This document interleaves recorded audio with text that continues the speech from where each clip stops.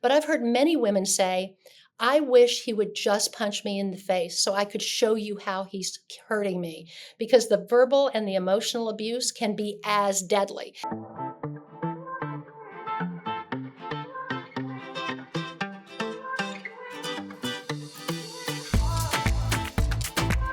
Hello and welcome back to the Tell Me Más podcast. I am so excited today because I get to talk to someone that I have learned about recently who is clearly a leader in our community. I think Bono would refer to her as being a community lioness, someone who Wow, has I like that. absolutely. Her name is Jan Langbein, and she is the CEO of Genesis Women's Shelter, and she has dedicated 30 years of her life in the effort to end the issue of domestic violence, which affects so many people. She's been running that organization, which she joined a number of years ago, and at that time it was a 7-room emergency shelter, but is now a full service response center for survivors of domestic violence. And she's maintained its amazing status as being one of the few organizations that is fully sustainable and doesn't actually take any government funding, which is just absolutely amazing and speaks to the effort of that shelter, of that organization. And I've got to admit, Jen, it's definitely an honor to finally meet you. I learned about Genesis Women's Shelter here recently when my wife began volunteering over at the thrift store. So thank you so much for everything that you do and for taking the time to speak with me today. No, no, no. This is an honor for me to be here with you today. And any way we can get the word out about Genesis, about domestic violence, and the crime that it is, I'm happy to spend time with you today. Thank you. Great. I appreciate it. So before we actually get into those topics, I have to know a little bit about you. I'd love to know, where you're from? Where did you grow up? What was Yeah. your favorite Yeah. cereal when you were a kid?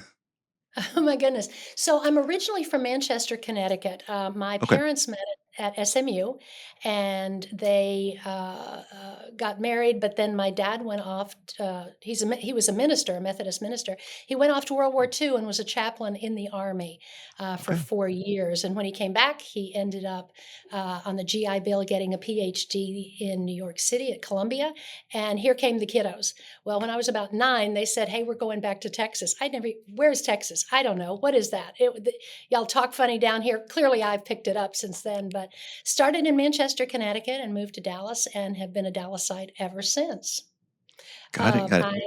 I have 2 grown daughters who are incredible, and then I have 6 flawless grandchildren, if I may say that, Of course. flawless grandchildren that I absolutely adore with all my heart. And, with so many girls in my family, this issue has become even more real for me. I wanna leave this world a better place than when I found it. I want it to be better for my granddaughters. I don't want them to ever wonder why they can't vote or why they can or cannot have a baby or how they can't have a baby. I want to leave this world a better place for our daughters and our granddaughters. So here I am.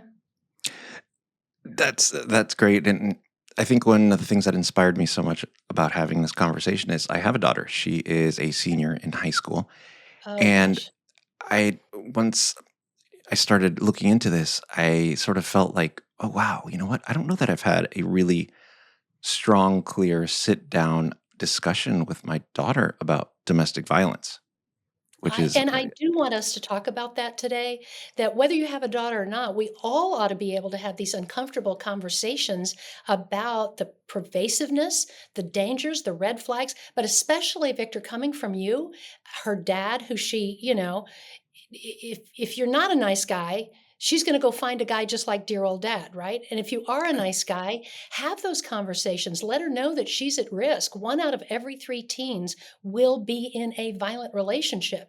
And then you'd like to think 1 out of every 3. So is wow. that your daughter and not the next door neighbors? It's not my daughters, and so your daughter's at higher risk. So it's so incumbent. And even if it's not directly for her, kids rely on each other to have the answers, whether they do or not. And what about her best friend? What if her best friend is dating a guy who treats her badly?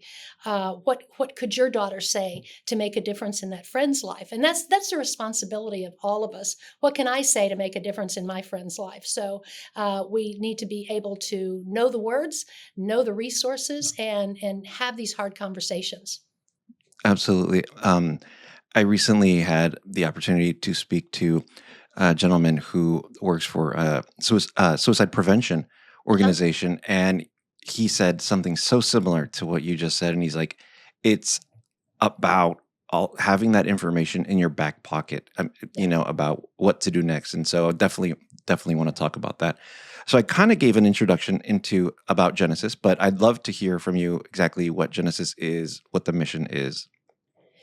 Great. And I love talking about this almost as much as my grandkiddos. But Genesis has, as you said, has been around for just about 40 years. And it was about 5 years old when I came here. And so what we began with was a 7-bedroom shelter that has grown. But our mission statement says that we are going to provide safety and shelter and advocacy and resources for women and children who are survivors of domestic violence. Now, that's one half of our mission statement, but the other half, just as important, is that we are dedicated to raising the awareness about domestic violence, its pervasiveness, its effects on the community, on the families themselves, the crime that it is, and really, even talk to the point of, I want our legislators to know.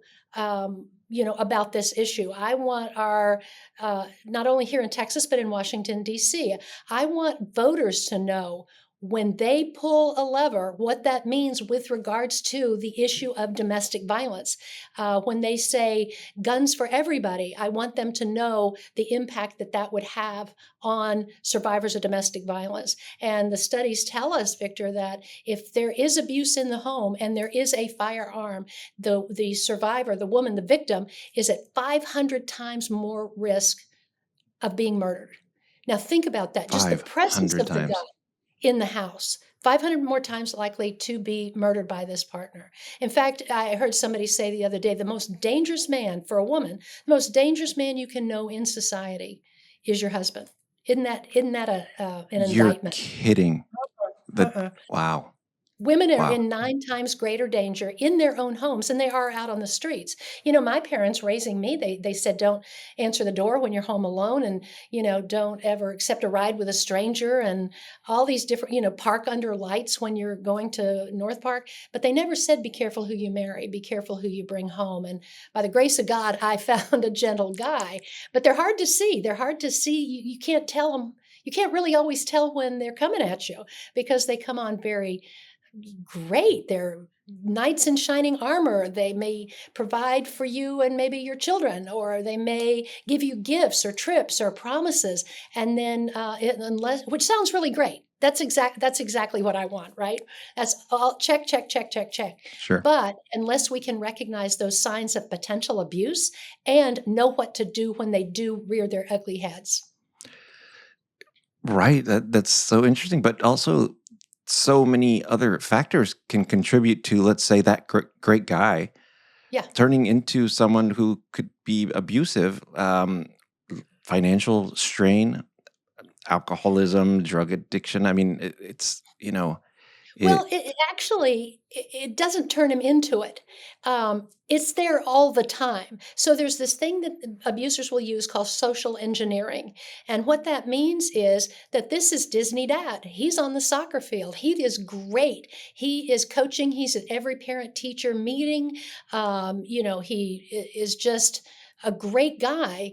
And so then at home, when there is abuse and she reaches out to ask for help, nobody's going to believe her. How could that possibly be Steve Langbein? He's the nicest guy in the whole world, right? So it's intentional. That social engineering is intentional. Now, do stressors play an important role in this? Sure, sure. But this can be someone who's very, very wealthy, who has a business deal gone bad. Well, that's an excuse. That's not a reason, right?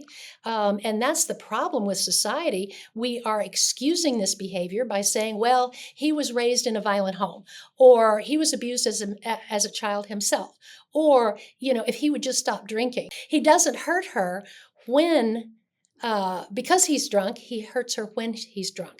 And how we know that is when the police officers respond to that house, he doesn't punch the police officer in the face. He can control it. He chooses not to. And the word Right. control, Victor, I want Right. to talk about right up here up front. This is not a fight that got out of control. These are systematic behaviors to have where one person will have claim and keep power and control over another person. So, whatever that takes, if every time my husband wants dinner and I don't get it on the table in time, or he doesn't like it and he throws it against the wall, I know next time not to make that dish. That's very positively reinforced, if that makes sense, right?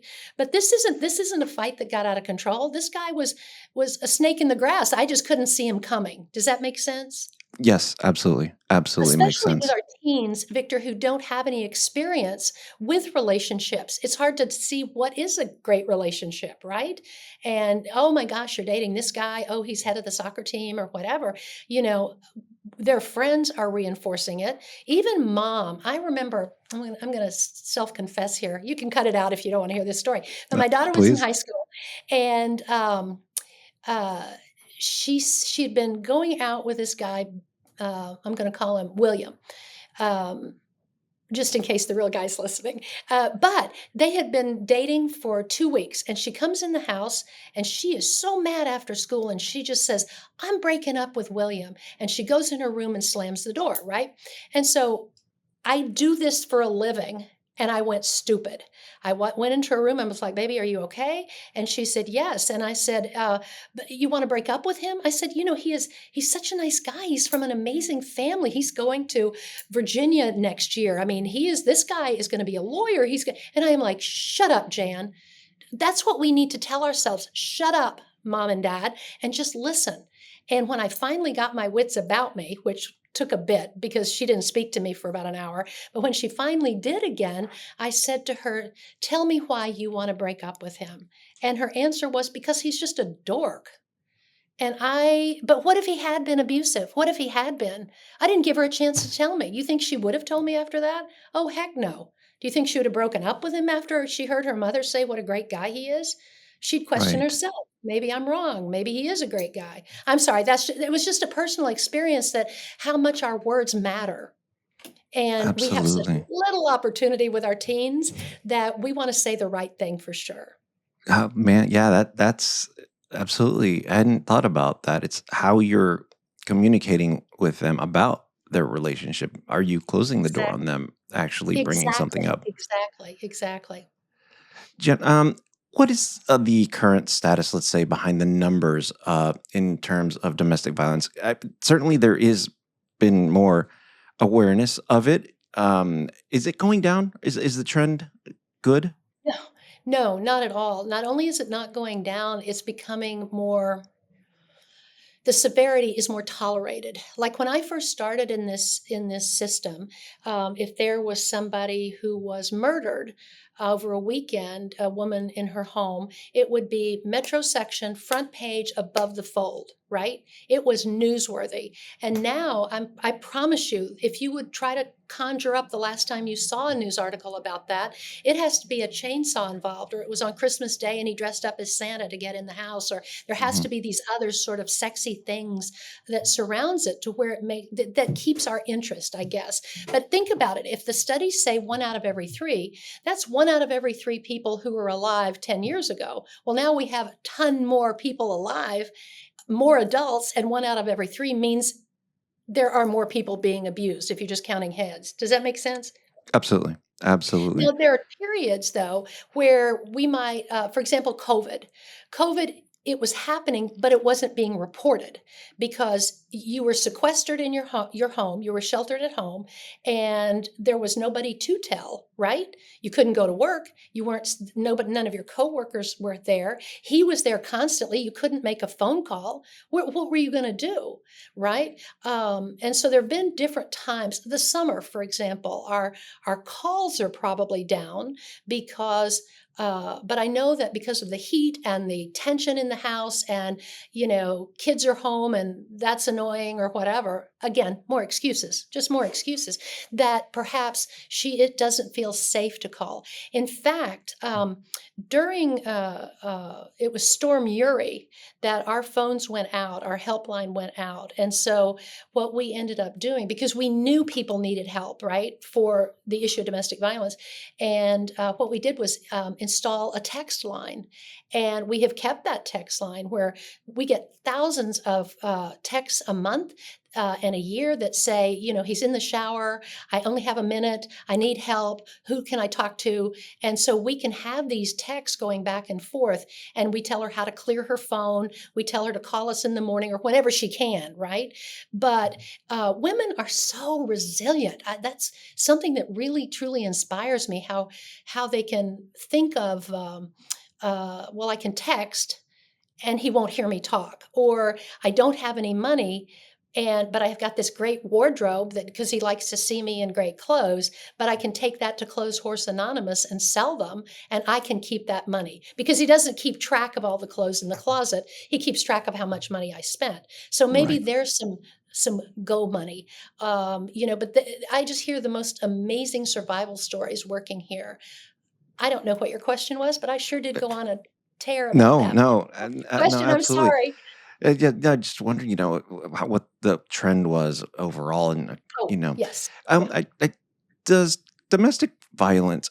Well, hey, can you help me define exactly what domestic violence um, is? Because I also, the term financial abuse or Right. mental abuse. Absolutely. Does that all fall within um, the domestic violence umbrella? Absolutely. So again, when most people think about domestic violence, they're thinking about a push or a slap or a black eye, the physical piece of it, something that you can see. And certainly there are a lot of physical harm that you can't see, whether that is sexual assault or battering in areas that are covered. But that is merely a choice of weapon. Remember, this is all about power and control. If all he has to do is yell at me to keep me in his control, then he yells at me. He may never have to hit me. But as it escalates in that relationship, that first yelling goes into screaming, goes into isolation, goes into a push or a shove, and then may ultimately end up in a homicide. So we know that it is not an isolated event. We know with regards to the physical, if it happens once, it'll happen again. And we know that because there's a cycle to that behavior. There's the tension building that goes into the violence, but it's followed by a honeymoon period where I'm sorry, we'll go to Pastor Bob, we'll get a Christian workbook, I'll never do it again, I'll stop drinking or whatever, right? Or here's some jewelry and you ought to know I'm sorry about that, or whatever happens there. And if that were linear, maybe there's hope.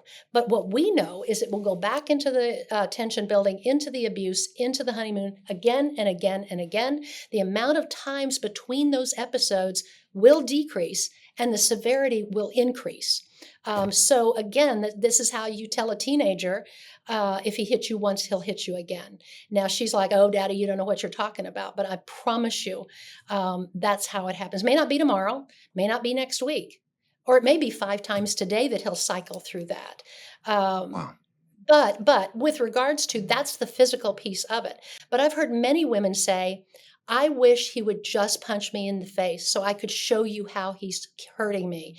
Because the verbal and the emotional abuse can be as deadly. Being constantly told, you're not good enough, you're too fat, you're too thin, you are a lousy mother, you're a lousy lover, you can't do anything right, you can't make rice like my mother, and this constant barrage, I begin to believe it. right? I begin to think, well, maybe I am too fat and I can't cook and I'm not worthy of a job and nobody would hire me and nobody would believe me anyway. And so the verbal and the emotional abuse can be as deadly. So I was testifying in court, and somebody asked me the question, doesn't everybody fight? Doesn't everybody argue? And I say, well, yeah, I think probably there's that in every relationship. And he was like, well, when does it become abusive? Well, it becomes abusive when it was no longer, we have a dog. My husband wants a second dog. I don't want a second dog. And we're having this argument about it. It's twice the poop. Well, you don't clean it up. What difference does it make? We're arguing about a thing, right? And at the end of that, we either get another dog or we don't. But when it's abusive, it's not about the thing. It's not about a dog. It's like, well, you're so lazy, you just don't get your fat ass up off the couch and clean up poop anyway. And you're so fat, I don't even know how you'd bend over to. So it's a slur on me personally, and that's when it becomes abusive. But that's not the only tool in his toolkit. It can be spiritual abuse. My faith community, the God of my faith, is very important to me. And if I'm being told I'm not a godly wife, and they'll choose the weapon that hurts me the most. That would hurt me. Well, God doesn't Of love you course. anymore. Look what a whore you are. Look what a bad wife you are. You're supposed to be a godly wife and you're not. So the spiritual abuse is really damaging as well because that's the core of my faith. That's my spirituality. Or it may be financial. We see women who are incredibly capable. These are lawyers, they're doctors, but her salary goes straight into his bank account, or she's not allowed to work. And so 20 years later, she has no job history. She doesn't know how to use the computer. What is she going to do after that? Well, that's the whole point of it. Now, I want to say this, Victor, before we go any farther. I always use she is the victim and he's the perpetrator. And there's a couple of reasons for that. In 95% of the battered population, the woman is the victim. And the severity is usually much greater when the woman is the victim. But also at Genesis, that's with whom we work, battered women and their children. But I know there are men who are battered by same gender partners, by women, and the dynamics are the same. The cycle is the same. But just for sake of ease today, I use she is the victim and he is the perpetrator.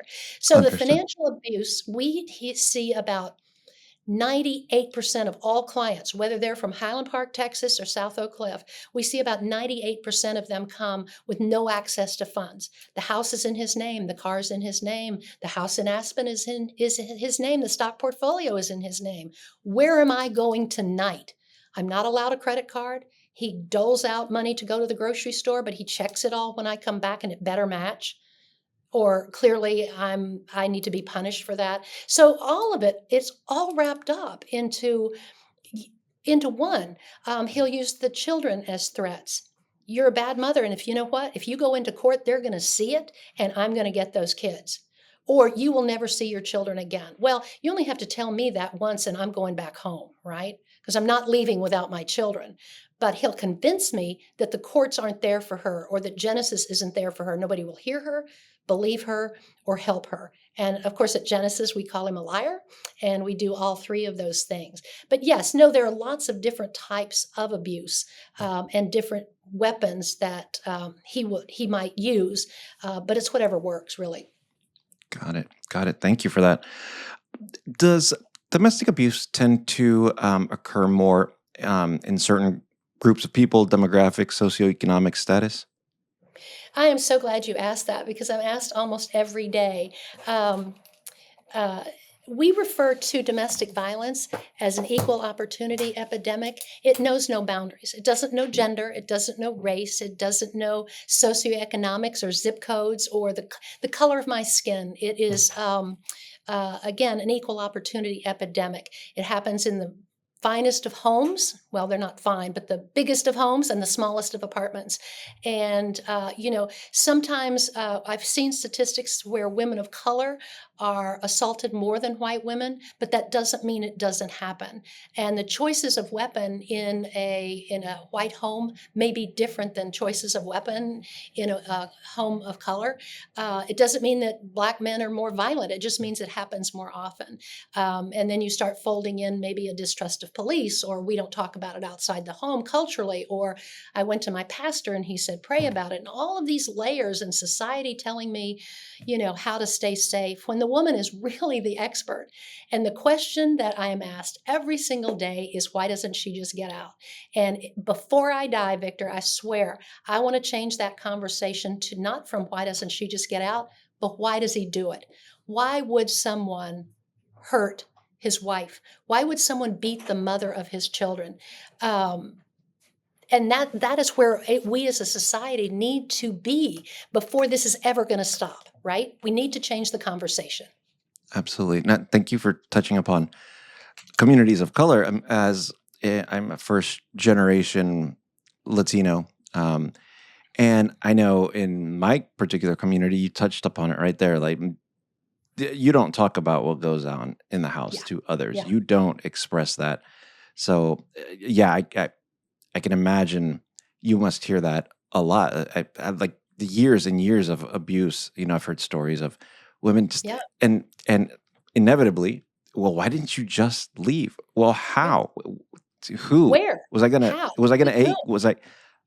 And speaking to their own relatives, it's like you probably kind of suspected, but I wasn't going to talk to you about it because, well, God forbid, Yeah. that's so embarrassing. It's so Yeah. Yeah. no, thank you for touching upon that, and that it And just it's in affects every everyone. culture. It's in the Asian culture. It's in the affluent culture. It's in the Black community. We're just not going to talk about this, but that does perpetuate the abuse until we can stand and turn each to the other and say, I'm scared for you, that your life is in danger, that I'm worried for you. Until we can, as a businessman, Victor, if you said to a guy, let me give this example. Let's say you're out with your buddies for some beers or something, and one tells a joke that has an incredible Latinx slur in it. Would you say something? Yes, What would you say? I would simply say, yeah, it's not funny. That's Like, not even funny, right? no, I'm not comfortable with the way you talk about that. Okay, so would you say that if he comes and starts talking about the old ball and chain and what a bitch she is? Unfortunately, guys don't often do that. That's a little bit harder, right? But when men stand up and say, you know what, I'm not going to shake your hand. I don't like that joke. I'm not going to do a business. I'm not going to play golf with you because I don't like how you treat your wife. When men, in fact, at Genesis, we have an organization called Heroes. He respects others. And it's gentlemen who say, not in my house, but by God, it's offensive to me if it's in your house. And so even being a member of that makes a statement. They come down and they barbecue and they grill hamburgers for our moms and kids once a week at the shelter. Women who've never had a man serve them a meal, right? Talk about your culture if we're going to generalize. right? I've heard of, my grandmother had to put her husband's socks on him, and I was like, she had to put on his socks? No, she had to put them on him, right? Or machismo even, thinking, oh well, that's you can beat your wife. I saw a poster with a true meaning of machismo, and it was this knight in shining armor facing off a dragon, and on the dragon's fangs were drugs and gangs and teen pregnancy. And this machismo proud Latin man was protecting his family from these dragons, right? And it said one word, machismo. So every culture, every society has a way of looking at this that can either condone it or draw a line and say, I have zero tolerance. As an American culture, do you think we have become more or less tolerant of this sort of attitude towards domestic violence? It may be a bit loaded and broad, but I, honestly, I'm getting the sense that it's more widely accepted to joke about it or to Yes. minimize it or to blame it on the victim, and that could just be the sort No, of no, no, nature of no. the feed that I get. I feel like we take one step forward and we take two steps backwards. There was a Supreme Court decision in I think it was in May, US v. Rahimi. Rahimi was a guy over in Fort Worth who shot at his pregnant girlfriend, shot it in the air, shot at people. He just went on this gun rampage. Well, when it finally came to trial, the law said that if there is a protective order, you cannot have a firearm. And it Right, right. was, do you remember this? And it was Yes, yes, yes. appealed to the Fifth Circuit Court, who said, no, you can't take his rights away. He gets to have a gun. Oh my gosh, I've already taught. You're giving criminals guns. I don't even understand how stupid these people are, right? And again, go back to the 500 times more likely she's going to be killed. I don't want to be in the gas station when he's just firing off that weapon, right? So anyway, it finally got to the Supreme Court almost a year later, and they did decide they did reverse that, right? But I have a fear. The deal of them hanging their let him keep his guns hat on Rahimi was a bad choice because he's such a bad guy. But something else is going to come up. You mark my words that those who are fighting for, um, uh, guns everywhere, more guns for everybody. Um, it'll come back up. And people ask me, well, then how do you say, what about my Second Amendment rights? It's so easy, Victor. It's so easy. When you ask me, do you not want me to have my guns? I'm like, keep your guns. Don't beat your wife. Period. That's it. It's very easy. Don't beat your wife. You can have all the guns you want, right? And so people think I'm trying to remove the Second Amendment when I go set my hair on fire talking about this, but it is to protect your daughter, to protect your, Absolutely. and there's And another as a thing. gun owner, you know what? As a gun owner, I'm more than happy to sign a document that says, "Hey, if you ever get convicted of domestic abuse, you just don't get Yeah, to have one." Period. see, That's see, and most gentlemen would say the same thing. and I Most thi good gun and I owners think would say the and same I've thing. honestly met a lot of, Second Amendment sort of fervent supporters Yeah. that say, "Yeah, I mean, that's what we mean by r being a responsible gun owner is all of us as a society apply to this ideal that, certain people just can't have Yeah. them, even if it is a constitutional right." So is it you care more about your guns than the children in your schools? The fact that my little granddaughter had to have a gun drill if a shooter came into the school makes me furious beyond belief. I mean, I understand tornado drills. I understand. We used to have, when I was in elementary school, had to have bomb drills. Like everybody was afraid Russia was going to bomb us, right? So we put our heads down on the desk or Right. something like that was going to make a difference. But in this day and time, when you care more about guns than you do children, is pretty sad. So, what about attitudes? Let's look at the issue of no fault divorce, for example. No fault divorce means I don't have to have proof. I can go into court and say he's an abuser, but nobody would have had to see him beat me, which the odds of that is very unlikely, right? I don't have to have witnesses. I don't have to show documentation that I went to the hospital. I can say he beats me and I don't want to be married anymore. I don't even have to say he beats me. Right, Well, right. one of the candidates running for vice president, Vance has come out and said, this country is too quick to get a divorce. He said it's like, the ease of shifting spouses is like changing your underwear, he says. And he says there shouldn't be any excuses, not even domestic violence. When I heard that word, I am like, what is the matter? He wants to eliminate no fault divorces. So you can say, oh, I well, knew but I that. I didn't know about not even in the case of domestic violence. Wow. no, sir. No, sir. You would have to have proof. You would have to have somebody witness it. Okay, so I see the yard signs on my street, and I am like, please listen to the impact of this, right?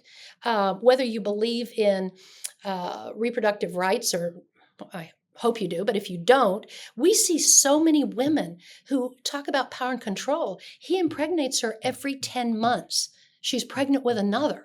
And so, again, where am I going if I have 8 children? 8, 7, 6, 5, 4, 3, 2, 1. Where am I going to go? I can't rent an apartment even if I had the money. That's an 8-bedroom apartment if I'm trying to get out. Anyway, so I hope that we will let our voices and our votes be heard, and look at things like, are you going to vote for someone who will never let you out, even of an abusive marriage? And that may have been bluster, I don't know, but I don't care. It's that kind of rhetoric that normalizes the behavior. In 2016, when what was it, Access Hollywood? I went to bed after hearing the comments that were made on the bus of Access Hollywood, and I thought, well, that was the end of that. I was blown away to see who won the next morning. I'm not saying vote Republican. I'm not saying vote Democrat. I am saying vote for rights of people. That's what this country is based on. And any candidate that's trying to remove those doesn't get my vote, right? Hope doesn't get yours or anybody who's listening to this. So, yeah, I hope we pay attention to what we're allowing in this country, what we're normalizing by the jokes, by the comments, by the, you know, yeah. Anyway, I'm so glad you brought it into the political arena, because I do want to speak about your experience as a senior policy advisor for the Office on Violence Against Women as part of the Department of Justice. Um, and can you tell me what that experience was like and what you were working on at that time? well, it was amazing. And it was at the end of President Bush's administration, George W. Okay. And I received this presidential appointment to work in the Office on Violence Against Women as the senior policy advisor to the director. Now, certainly the director, Senate confirmed director, Cindy Dyer, was the one who made the policies and, worked with the other departments within the Department of Justice. But the Office on Violence Against Women, I think, sets our country apart from most other countries because it is a national response to a national problem. And back in the early 90s, when a senator from Delaware, Senator Biden, said there needs to be legislation. There was no national hotline then. There were no laws against it. There was no national response to it. And at a time, I heard this out of his mouth. I was standing 20 feet from him a couple of weeks ago when he said it's the proudest moment of his career is getting the Violence Against Women Act passed. But one of the things he said was it wasn't easy. To me, It it's a took him four, no-brainer. it took him 4 years and the O.J. Simpson situation to get it passed. And there Did you it go. not? They thought, "Oh, you're just breaking up families. That's what you wanna do." The naysayers were like, "You're just coming between men and their wives." And yeah, if they're abusive, that's exactly what we're trying to do, right? Right. But 25 years later, to get to stand on that ground in that space was phenomenal. I've always been at Genesis. I got a sabbatical to go, and they let me come back, which was great. And I got to see all over the country programs like Genesis doing what they can with what they have. And that's all I'm asking of everybody. Do what you can with what you have. If you're a physician, put a sign on that sign-in sheet that says, talk to your doctor about your safety at home. Or if you're a lawyer, do pro bono Great cases. Do idea. what you can with what you have, right? And so I would see shelters in double-wide trailers or high-rise apartment buildings. And I realized that I was so inspired by the people who put on their pants and go to work and try to make this world a better place. Absolutely. But before we move off of that, can you explain to me exactly what that act does? Yes. Uh, the correct Violence name Against is the Women Act. Violence Yeah, Against Women Act. And can you explain to me exactly what it does and what reauthorization means? Because I know at a certain point in time, and I think President Biden just two years reauthorized ago. it Yeah, a couple of yeah, years ago, yeah. and explain to me that process and what that actually means. Sure. So the Violence Against Women's Act basically uh, uh, sets up the Office on Violence Against Women and their programming, but it also allocates certain federal funds that is distributed through the Office on Violence Against Women. And these funds make possible shelters. They make possible transitional housing. They make possible police departments having a domestic violence unit or college campuses having a rape crisis center. What those funds do is just phenomenal. The in addition to that, a lot of the programs are based on getting those funds. So it's kind of like when a grantor says to me, you have to have this and this and this and these policies in place. I'm a better agency, whether I get that money or not, if I have these policies in place. And so getting a grant from the Office on Violence Against Women has requirements. So that's a benefit right there. But these other programs being able to ripple out across our country, most of the shelters in small communities, they live by that money. And if they don't, like 90% of their funding would be from those federal dollars. And so for that to go away or this act not to be reauthorized. So the point is, in the Violence Against Women Act, it says that here's the original thing, and then it has to be reauthorized every 5 years. Every 5 years. It didn't always happen. I think it was 95, and then 2000 it was.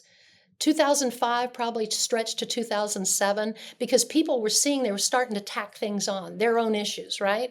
And they couldn't decide on, reimbursing a hospital for a rape kit if she's not documented to be in this country. Well, okay, she's a human being and she's just been raped. And yes, you take care of rape victims, And so they would start arguing, well, what about LGBTQ communities? Should they be, receive this? Or Native American communities? Why should they get benefits, sort of thing? So everybody was bickering about it, right? So And then, even something so basic as and necessary as this obviously gets politicized and leveraged for yes, political gain. originally it was bipartisan, I mean, there were still arguments about it and it took a while and people were against it because again, you're trying to encourage divorces, right? Or whatever. But as the time went on, it was easier to tack your own issues on or hold it ransom for some money going to your state or something like that.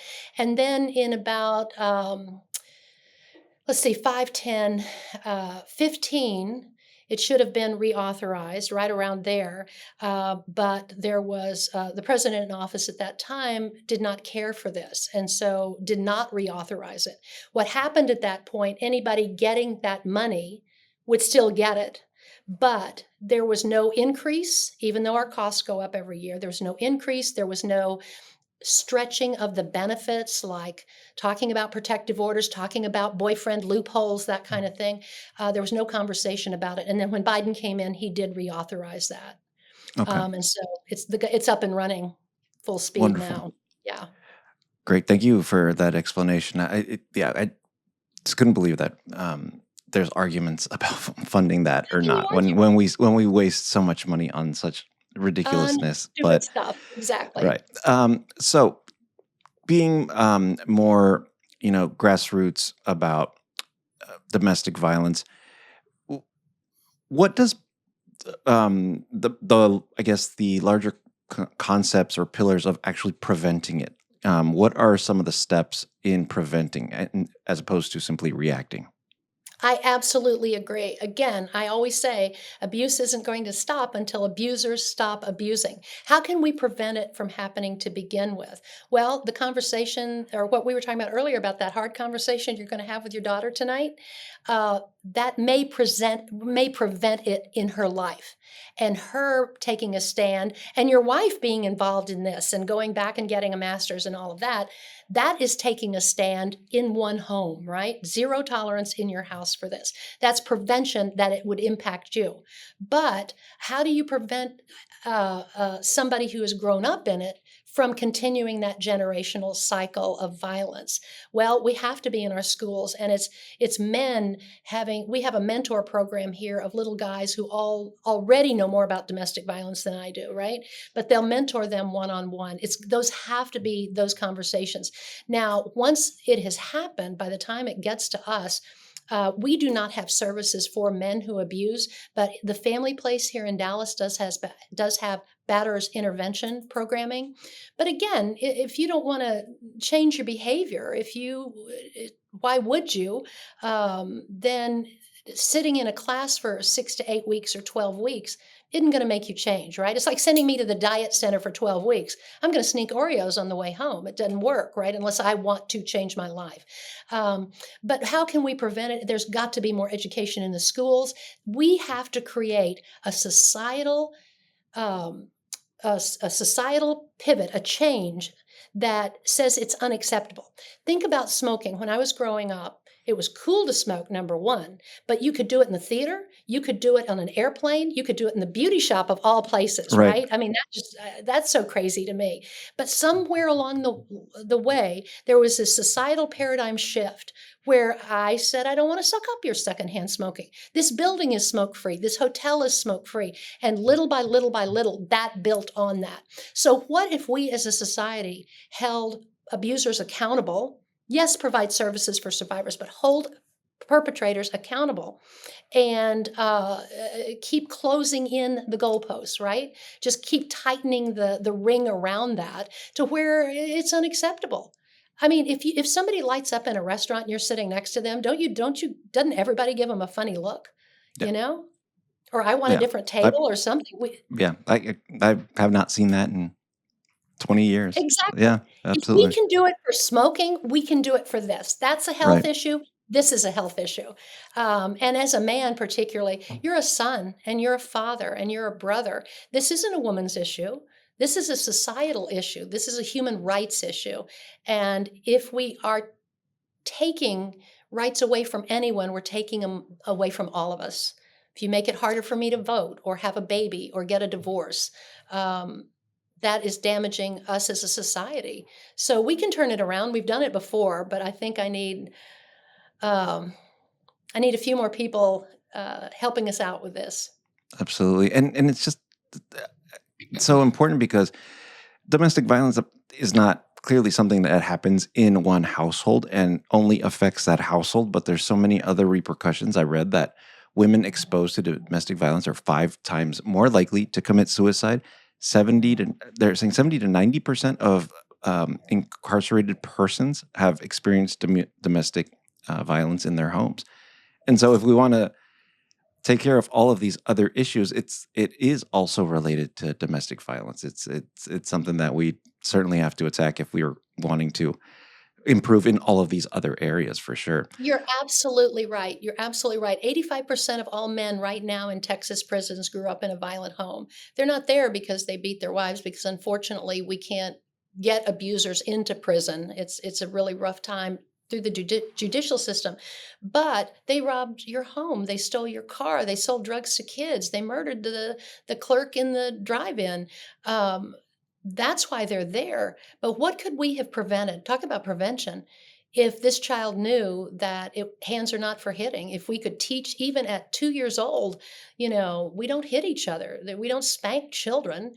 That's just beating your child for eating green beans is no different than mom getting beaten for fixing the green beans in the first place. And so there are other ways, there are other resources, and we need to be able to reach out for those so that we can improve everything from teen pregnancy to drugs to homicides to the crimes in the streets. You're exactly right. You're exactly right on that, Victor. Jen, okay, so now let's talk about response and intervention outside of my home. Okay, so maybe I know a woman or I suspect that she may be experiencing this. Arm me with that pocket of, Sure. that little thing in my pocket. What are the initial steps that I should take?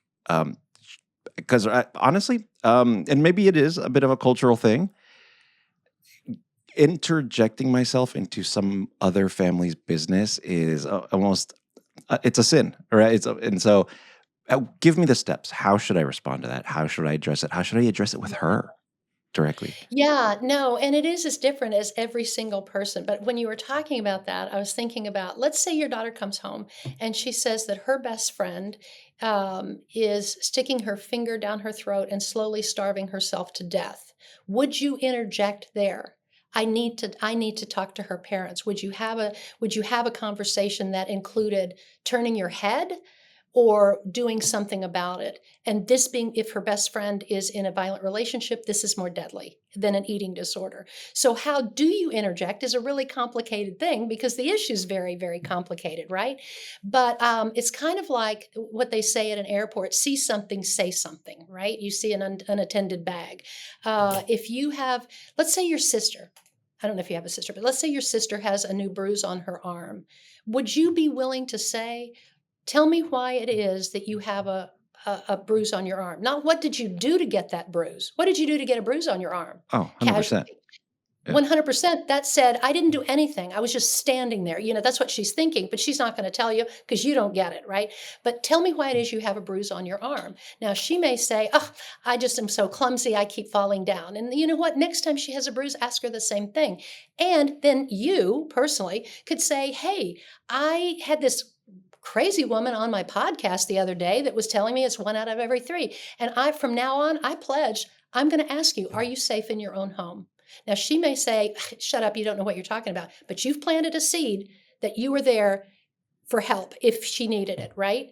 And you didn't ignore that bruise on her arm. Now, let's say it's somebody in public. Oh gosh, I was at DFW one day, and I was waiting for my plane, and there was a guy up at the desk, and he is railing on his wife. Get over here, bring those suitcases over here. You're so stupid, you. And I am just cringing, right? And Wow. I'm thinking, well, I can't interject there because that would be more dangerous for her, right? You have to do it in a way that doesn't cause her more problems. So I'm like, please go to the restroom. Please go to the restroom. Well, she did. She gets up and goes to the ladies' room. I'm right behind her, right? I already have a card pulled out that has the National Domestic Violence Hotline number on it. And I said, I don't know your situation. I don't know you, but if you ever need someone to talk to, this is the National Domestic Violence Hotline. And she looked at me like I was crazy, but she didn't throw it away. She didn't rip it to shreds and throw it in my face or throw it in the trash can. She took it. Now, what she did actually was show it to him like, hey, this lady said this. And he looks over at me and I'm like, bring it, bring it. But see, these cowards aren't going to be abusive to me. They're going Oh to be yeah. abusive. Yeah, right? They find somebody who is more vulnerable than I am. And maybe she just stuck it in her pocket or heard the words domestic violence hotline. Maybe it was a year, 5 years. Maybe, you know what I'm saying? You just plant those seeds and say, you know what? The numbers are so outrageous. I'm just going to ask every 3 girls I know, are you safe at home? Are you safe at home? Every doctor's office ought to have it in there. We just have to, if we're ever going to slow this down, if we're ever going to prevent it, we have to be willing to have these uncomfortable conversations with our friends, with our family. Um, what's it worth to you? Are you more worried about being embarrassed? Because I've made mistakes.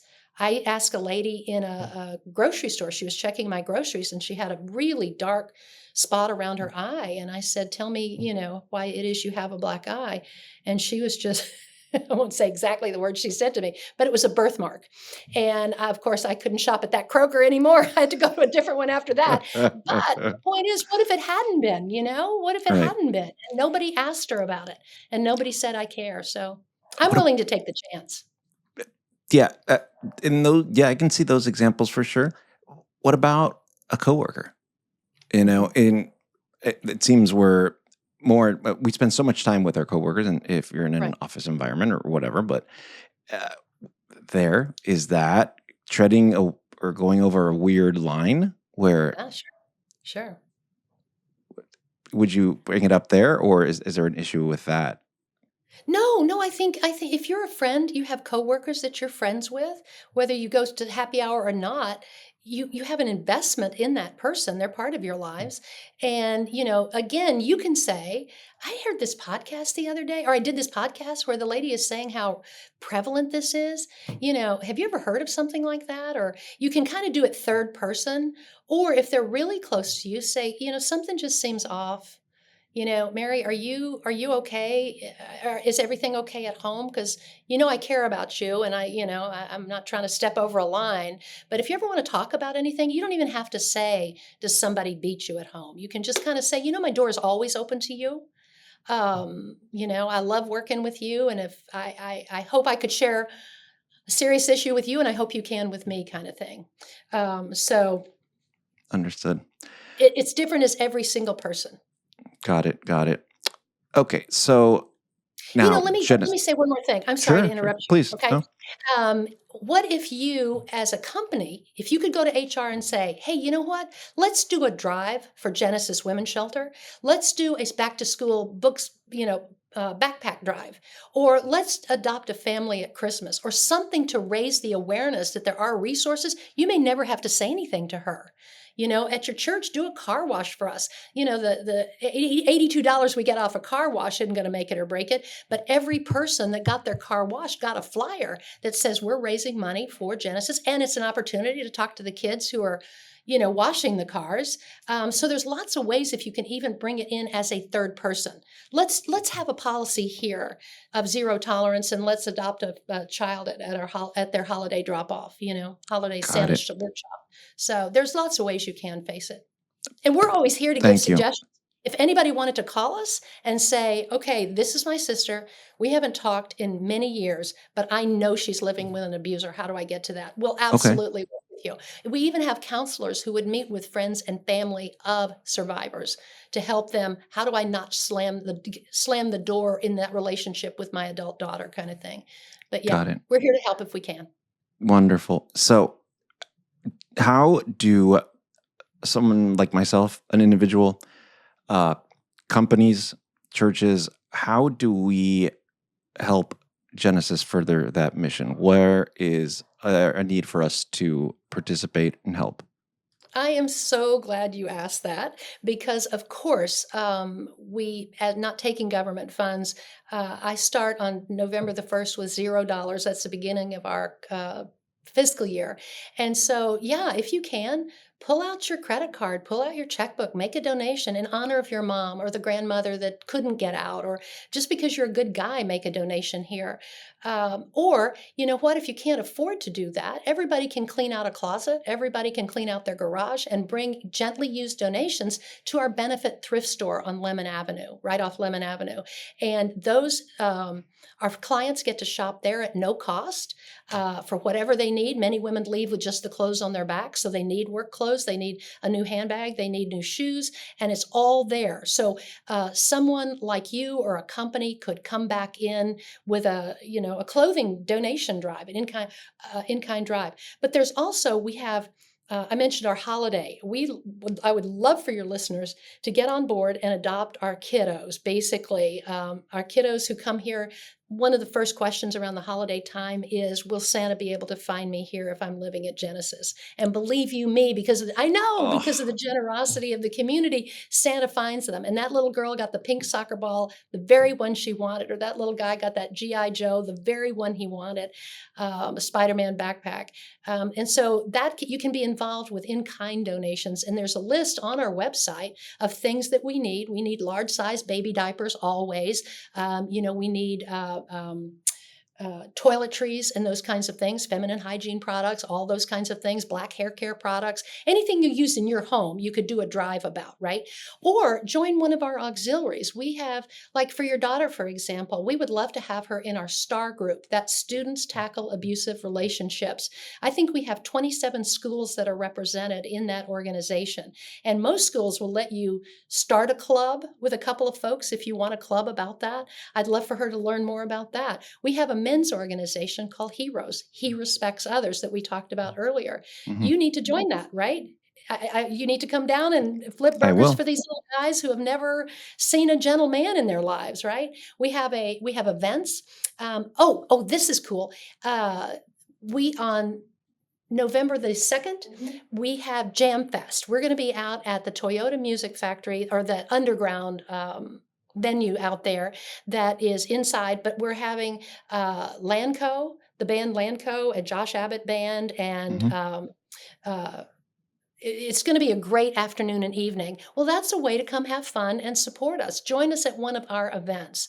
We have our luncheon in the spring. That's our biggest fundraiser, and it's at the Anatole Hotel, very shishi, and that's a big fundraiser for us. But everybody can do something, is basically what I'm saying. Like your wife, roll up your sleeves, come down and volunteer at the benefit thrift store, right? I bet she has taken home more than you all have donated there, is my guess, because it's got some great stuff. And there are It lots of folks in this community who love to thrift. Yeah, and I didn't know about the thrift store, and she took me a few weeks ago, and there's a lot of cool stuff in there It's for sure. amazing, A isn't it? lot of cool stuff. There really, It's really is. amazing. Yeah. There is. Well, Jen, thank you so, so much for giving me this time. I've learned so much, so inspired by you, by your Thank efforts. And I just, I'm sure you've been thanked a million times, but again, it's worth thanking you again for all of your dedication and all of the Of work that course. you and Genesis does for our community and ultimately humanity. Well, I've surrounded myself with amazing team, and to get to work here, you have to have a fire in your belly to end violence against women and children. So, it's not just me; it's this whole organization that wants to make a difference. Thank you for letting us share the information and the resources. And what I would like to close with is, if you or someone you know needs help, our helpline is answered 24 hours a day in English and in Spanish. 214-946-HELP. That is a phone call or a text. And from that point, we can, if you need immediate help, we can bring you into a shelter. If we can start down the runway in non residential services, lawyer, counselor, advocate, children's programming, and then help move in with safety planning and move into a safe place, then we'll do that. We have transitional housing. We stand ready to respond to anyone's needs. So again, if you or anyone you know needs help, 214-946-HELP. That's 4357. Perfect. Thank you so much, Jen. My pleasure. Bye bye.